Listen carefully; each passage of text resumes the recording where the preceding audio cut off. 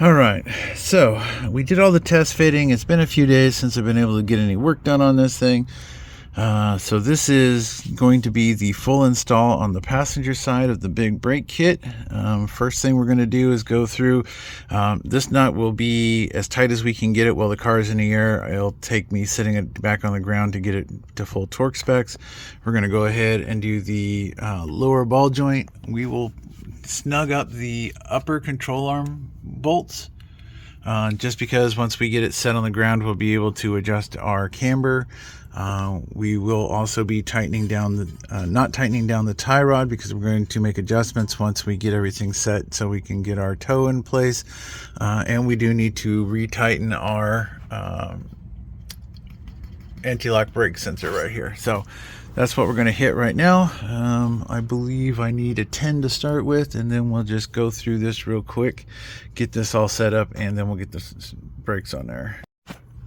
So again, that is a 10 mil for the anti-lock sensor, and you do not have to get apeshit crazy. So that's that one. Now on to the lower ball joint. That is a 19, and I use a long-handled wrench because that's the only thing I have that fits in that space. So I'm gonna go ahead and tighten that down as tight as I can. All right, so we got that one tightened down and it's snug as hell.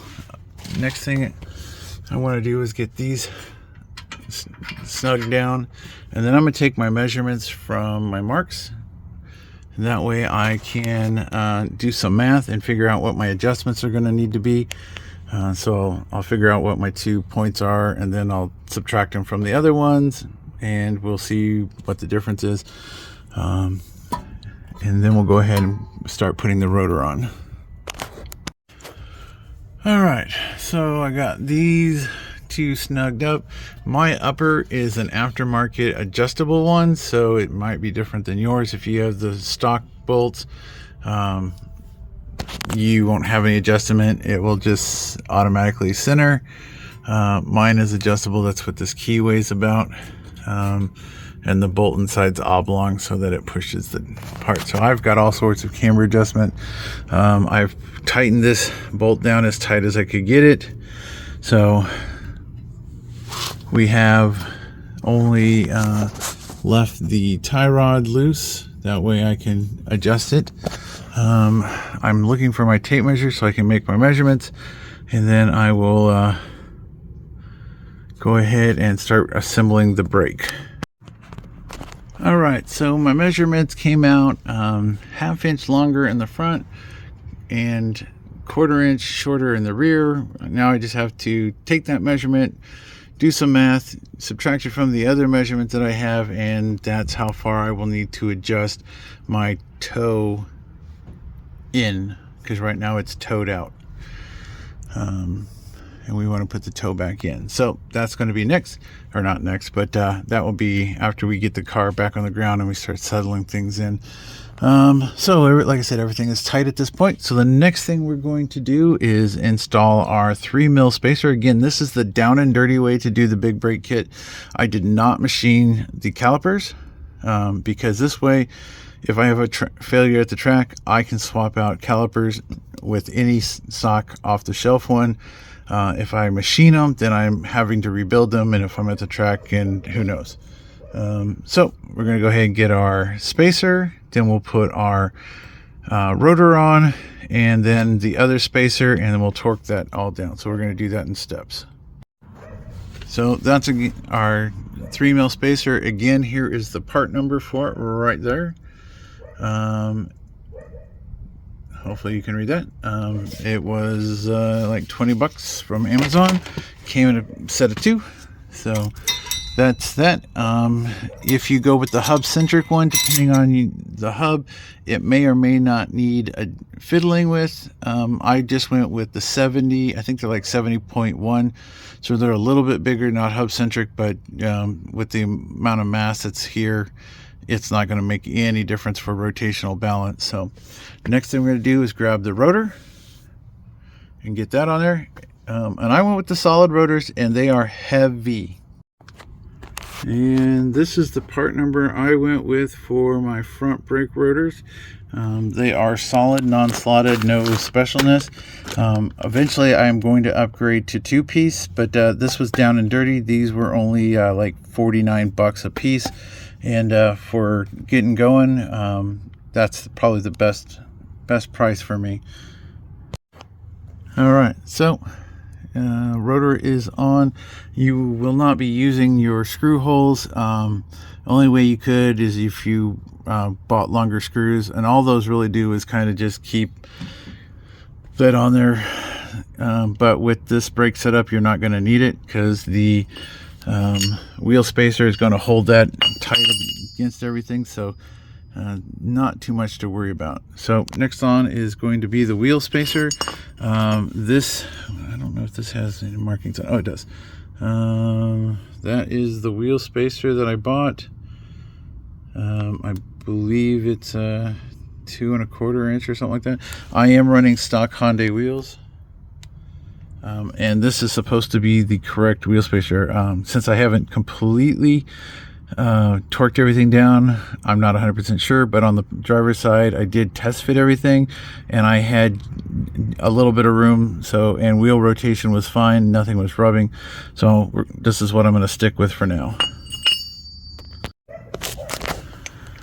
All right, so wheel spacer's on. This is a hub centric wheel spacer, so it's actually stepped down inside of here just a little bit to fit around the hub, so that all lines up nice and tight.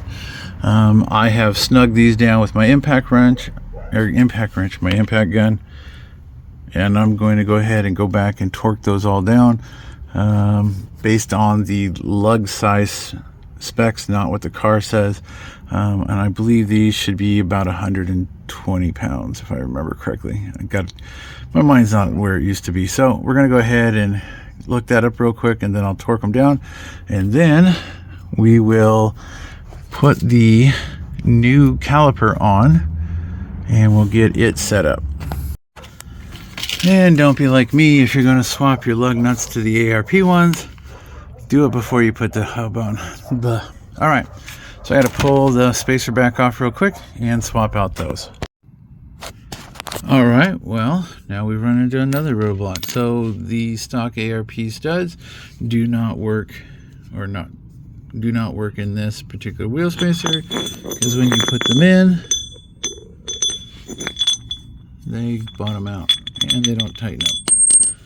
So it looks like I'm going to have to be hunting down a different set of extended studs for the front. I will go ahead and put these other ones back in, and we'll just mount it up this way. This can be changed at any time. All right, so that's all put back. That was kind of unexpected, but whatever.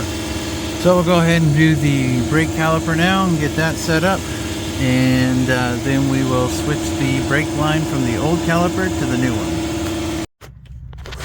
All right, so we got our new hardware on. Got a washer, lock washer, same at the top here. We should have, if we look down there, just a little bit of clearance on each side of everything. Once we get everything tightened up, it should line up pretty good. Okay, now we have our caliper in place, and there's a little bit of space between each sides of those, you can see. Okay, so everything lines up, so we're not going to have any rubbing. The next thing we have to do is swap this tube from the top to the bottom and put the bleeders on the top. I could have done it with it off the car, but with it on the car, I don't need to put it in a vise or anything, and it's already bolted down. So I will get a line wrench, and we will get these off and swapped over. Now, it looks like to me they're two different sizes. This one looks a little larger than this one, so we'll be right back. All right, so the smaller ones are 10s, and these down here are 11s. So let me go ahead and get these off real quick, and then we'll get them swapped over. And when you're replacing the tube, when you take it from there to down there, you need to flip it around so that it goes back behind the little keeper, whatever that thing is right there. All right, so got the bottoms on and tight. Just take your time. They should go in just finger tight to almost bottomed out. Got the tops in snugged back up, so we shouldn't have any leaks. Now the next thing we're going to do is grab a bucket, and we're going to try to remember where I put the banjo bolt washers. I think they're laying up on the cowling. It's been so long since I worked on this poor girl. And then we will get that stock caliper out. But look at the difference in the size of that caliper. That thing is a monster. That's a little baby. So I think this should help, especially on the track. I mean, if you're going to do this for street, it seems like a lot of work and effort just for show. So if you're a track driver or a racer of some kind, I think this is a good upgrade.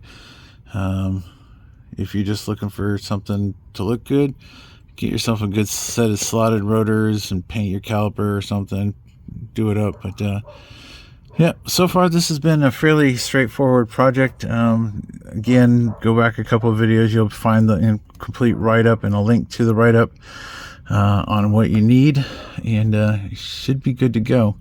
Save yourself some money, do it yourself, or if you've got deeper pockets, buy a kit directly from KDM tuners and go with that. All right, so like I said, next thing I need to do is find my banjo bolt washers so I can swap that hose over. And I bought a whole bag of these things. I think there was like 20 some of them in them. It was a few bucks. I know I put a link or the part number in one of the other videos, but I just went to pick up the bag, and apparently the bag was split out, and so now they're all over the inside of my car. All right, so now we're going to go ahead and get that caliper undone. I got my drain bucket right here, so as soon as I crack the thing, if anything leaks out, and then I'll run the hose to its new location right there. Wish me luck. All right, so that's all that took.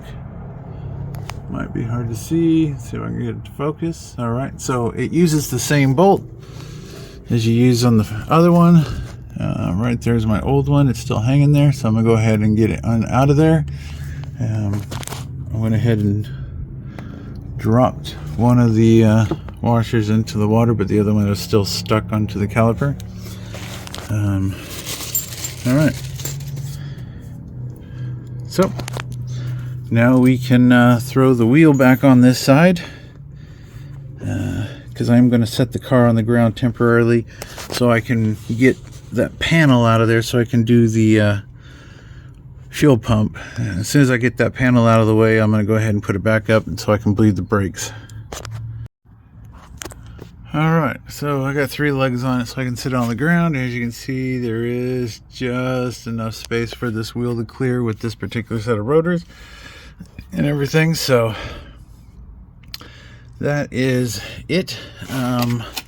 I still need to put the drain plugs back into the transmission and fill the fluid back up. I got the crush washers for that, so I'm going to do that before I set it back on the ground so I can pretty much be done with everything down here on the bottom.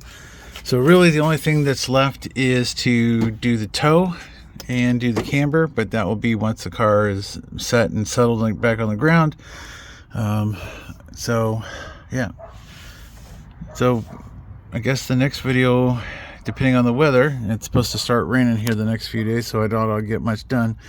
We'll be filling the transmission, sending the car back on the ground so I can take off the under panels. I'll need just my regular jacks to jack it up to get the under panel off, and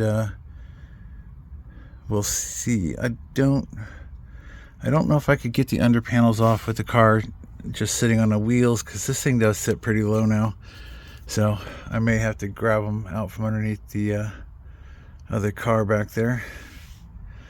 But that's a quick one, and yeah, there's just a few things I still need to tidy up. I still need to make a bracket for the cooler line oil cooler line that comes around by the front wheel. It still sags on that side, so I still need to make a little bracket to support the hose.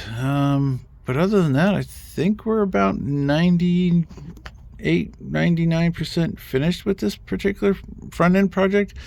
And then we can hop into the last two things, which is the fuel line, also the meth kit, and the steering wheel, because we still have the carbon fiber steering wheel to install. All right, well, thanks for watching.